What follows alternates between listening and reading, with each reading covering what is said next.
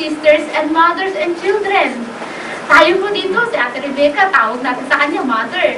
So, lahat po tayo dito, anak niya po tayo ni Ate Rebecca. At may mother tayo, kahit nasa Pilipinas yung mother natin. Ang dami nating ate rito, ang dami nating kuya dito. Na kung saan kapag kailangan natin ng tulong, nandyan sila para tumulong sa atin. Di po ba? Meron tayong tatay dito, may nanay tayo, kompleto na po. Di po ba? Yun yung kasi yung promise ng Panginoon eh. And He kept that promise. What an enriching experience it is to belong to the fellowship of service and know that others are praying for you just as you are praying for them. Alam mo na may nagbe-pray sa'yo. Alam mo na, Dorcas, tulungan mo naman ako, Dorcas. Tawagan mo na si Ate Dorcas. O sige, pag-pray kita. Rebecca, tulungan mo po ako. Pupunta po ako ng ganito. O sige, oras kita, pupunin kita dyan. Dito ba?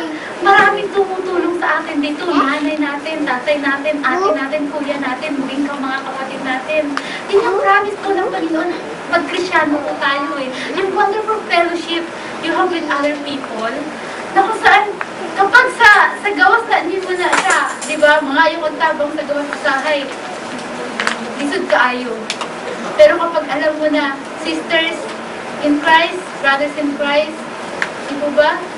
Yung tulong nila na may kagalakan, mararamdaman mo. Si LB, girl, gusto ko mainom sabaw. Wala siya ng buntis niya. Ay, nung bago pang panganak. Eh, kung doon ako, girl, sulat yun na ang sabaw niya. Saan mo, nalayo ka na akong apartment. Alaman mag-breakfast ko. Wala ko yung train. O, saya. Ate Dorcas, tawagi. Niya, morning pa lang, yaking sa Ate Dorcas, morning pa lang, naanak ang sabaw pa. LB, di po ba?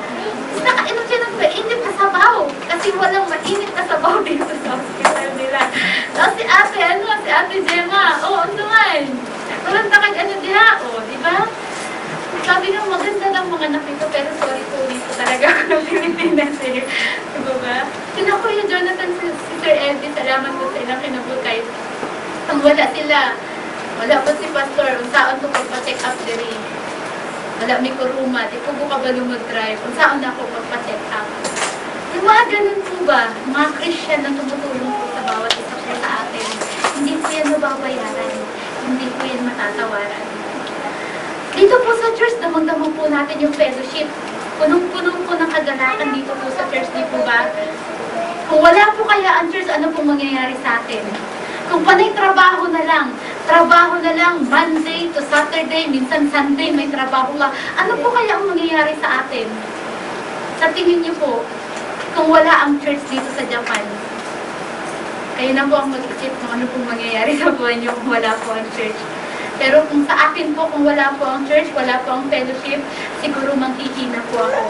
Physically, spiritually, mentally, all aspect of my life, siguro po manghihina po talaga kung wala po ang church. Salamat sa Diyos dahil may church po na ganito. Amen? Amen. Amen. So, let me close with the joy of knowing that your service for Christ will last eternally. Ang service po natin sa Panginoon will last eternally.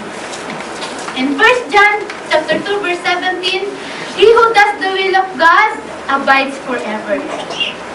Most of the people you meet day after day are either wasting their lives or merely spending their lives. But God's servants have the privilege of investing their lives in what is eternal. Tayo po, mga servants of God, nag-invest po tayo para po sa buhay na walang hanggan. Let us rejoice with one another that in a world where there are a great many good and happy things for men to do, but God has given us the best and happiest, and made us preachers of His will. And Psalm 16 verse 11, you will show me the path of life. In your presence is fullness of joy. At your right hand are pleasures forevermore. Life, joy, and pleasures po. Who enjoys these priceless blessings? Sino po ang nag-enjoy po sa mga blessings na ito na priceless po siya? We, faithful servant of Christ. We, faithful servant of God, are enjoying this blessing. Amen? Those who walk on God's path, live in God's presence, and seek God's pleasure. No. Those who serve the Lord, and whatever happens, don't ever lose the joy of serving Jesus. Amen. Whatever trials, circumstances that comes in your lives, don't ever lose your joy in serving God. Amen. So bago ko po i-close po ang aking inaniyahan ko po ang mga music team. Nais ko po, bago po tayo mag-closing prayer, kantahin po natin yung The Joy of the Lord is My Strength.